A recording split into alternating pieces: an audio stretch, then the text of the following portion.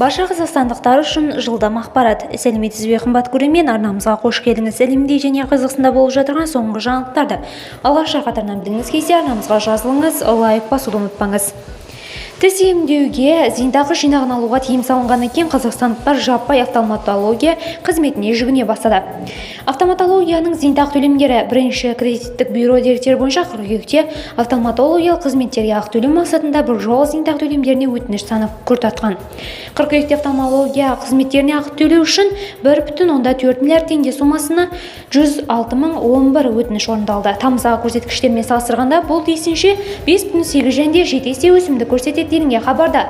Ал былтырғы орташалық мәндерімен салыстырғанда өсім тиісінше 7,9 және 9,3 болғанымен бірінші кредиттік бюро деректері бойынша қыркүйекте офтальмологиялық қызметтерге ақы төлеу мақсатында біржолғы зейнетақы төлемдеріне өтінім саны күрт артқан. Қыркүйекте офтальмология қызметтеріне ақы төлеу үшін 1,4 миллиард теңге сомасында 106.011 өтінім орындалды. Тамыздағы көрсеткіштермен салыстырғанда бұл тиісінше 5,8 және 7 есе өсімді көрсетеді делінген хабарламада. Мәліметті нақты қайтару статистикасына бюроның берілген өнімдердің деректері және де ену мүмкін дегені енді анықталады.